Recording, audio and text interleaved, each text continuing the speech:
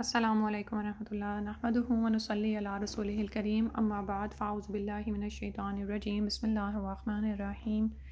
رب اشرح لی صدری ویسر لی امری واحلل عقدۃ من لسانی یفقہوا قولی۔ سورہ الاعراف کی آیت نمبر 196 ہے، ان ولیی اللہ الذی نزل الکتاب وہو یتولی الصالحین، یقیناً میرا مددگار تو وہ اللہ ہے جس نے یہ کتاب نازل کی، اور صالح بندوں کا وہی پشت پناہ ہے، یعنی وہی ان کی حفاظت کرتا ہے، وہ ان کا دوست ہے، ان کا مددگار ہے۔ اتنی خوبصورت مجھے اس میں بات لگی، میرا دل کیا آپ سے شیئر کروں۔ استاذہ فرحت ہاشمی جو آج کل معنی القرآن کروا رہی ہیں، یعنی کتاب سے، قرآن سے خاص تعلق ہمارا ہونا چاہیے، لیکن بعض اوقات کوئی بات آیات کی روشنی میں ایسے دل کو روشن کر جاتی ہے کہ یعنی انسان خوش ہو اٹھتا ہے، تو دل کیا کہ آپ کے ساتھ بھی شیئر کروں۔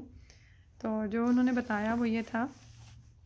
کہ یہاں پر دراصل بات ہو رہی ہے ولایت کی، ٹھیک ہے، اللہ کے مددگار ہونے کی، اس کے پشت پناہ ہونے کی، اس کے آپ کے لیے حفاظت کرنے کی۔ تو اللہ تعالیٰ نے فرمایا کہ بے شک یہاں پر جو نبی فرما رہے ہیں کہ میرا مددگار تو وہ اللہ ہے جس نے یہ کتاب نازل کی، اور صالح بندوں کا وہی پشت پناہ ہے، ٹھیک ہے۔ تو یہ اللہ کی جو مدد ہے یا اللہ کی جو ولایت ہے، ہم بھی چاہتے ہیں، ہمارا بھی دل کرتا ہے کہ ہمارا خالق ہی ہمارا مددگار ہو، اور ہم دعاؤں میں بھی ہم یہی کر رہے ہوتے ہیں نا کہ اللہ کی مدد مانگ رہے ہوتے ہیں۔ تو انہوں نے بتایا کہ اللہ کی ولایت میں انسان کا اتنا ہی حصہ ہے جتنا اس کا تعلق اللہ کی کتاب سے ہے، ٹھیک ہے۔ یعنی ہم اللہ کی ولایت چاہتے ہیں، جواب اسی آیت میں آ رہا ہے، اللہ ذی نزل الکتاب،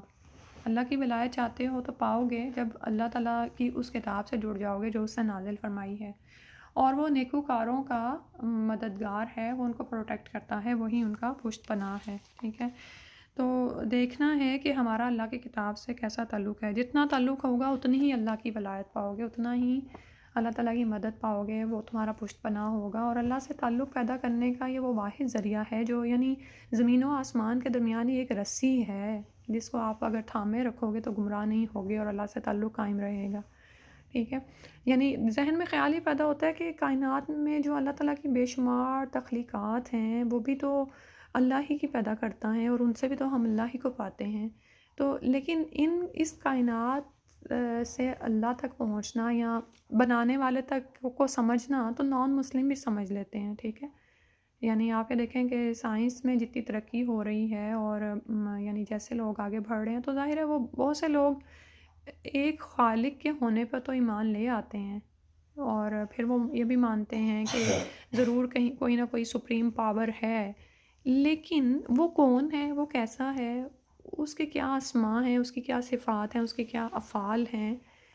یہ تو ہمیں صرف وہی بتا سکتا ہے نا جو خود وہ ذات ہے، اور اس نے بتانے کا ذریعہ کیا بنایا، وحی الہی، کہ انبیاء پر رسولوں کے ذریعے وحی اترتی رہی، ٹھیک ہے۔ تو اللہ ہی نے بتایا ہمیں کہ میں کون ہوں، میں الہ ہوں، تمہارا معبود ہوں، برحق معبود ہوں، اور کس کے ذریعے بتایا، کتاب کے ذریعے۔